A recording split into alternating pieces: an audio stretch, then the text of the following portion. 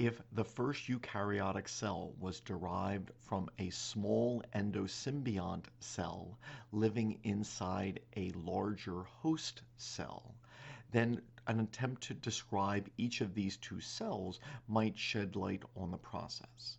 Today it is known that there are Asgard Archaea, so named because the original one was found in a hydrothermal vent in the Arctic known as Loki's Trench, and subsequent microbes in this group were also given names from the Norse pantheon.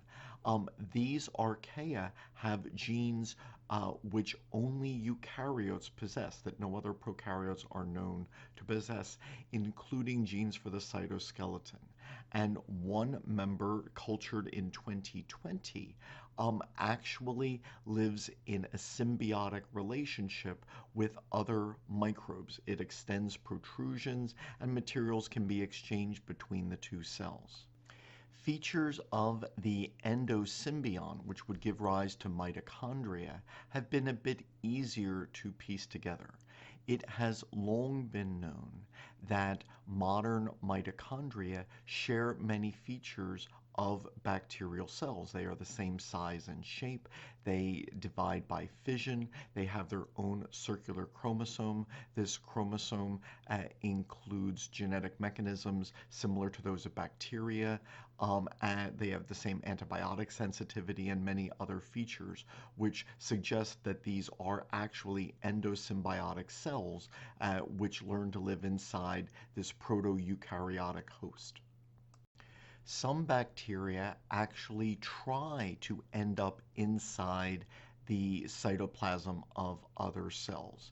Some bacteria do this as actual predators, some do it as parasites, and there is an example, or perhaps two examples, known of an actual endosymbiosis of a prokaryote living inside another prokaryote in specialized cells inside some insect intestines. There are bacterial cells living inside other bacterial cells in an endosymbiosis. Genome comparisons have suggested that the proteobacteria today, which are most closely related to mitochondria, are those of the group Rickettsiales. Modern members of this group include cells that do live inside other cells, both as endosymbionts and others as obligate intracellular parasites. Was an ancestral member of this group 2 billion years ago already pre-adapted to this lifestyle to some degree?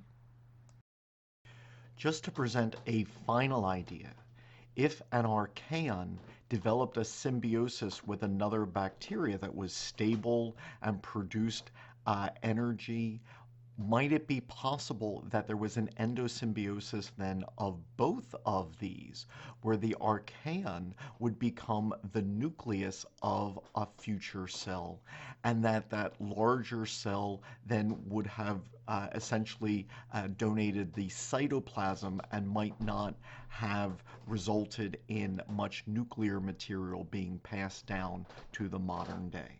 This is another hypothesis which has been postulated.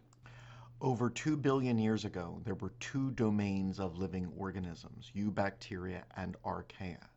But by 1.5 billion years ago, there were three domains, including a new domain of eukaryotic cells. It is thought that this new domain originated from a combination of the pre-existing two, of eubacteria living inside archaea in an endosymbiotic relationship. How likely is this? Well, not very likely, but also look at the time scale. This apparently occurred only once, or at least only once that has left descendants in the modern day that we know of, after bacteria lived on the planet for over 1.5 billion years. So clearly we are speaking of an event which was rare. Also, it should be stated that there is so much about modern bacteria that we do not know. We do not understand the archaea very well since so many live in extreme environments.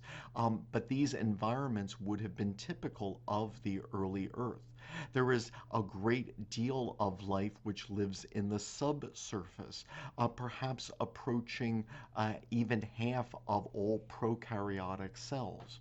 And so it is discoveries in these hard to reach environments with these bacteria which aren't well studied, which are actually providing many clues of what might have happened to give rise to the eukaryotic cell between 1.5 and 2 billion years ago.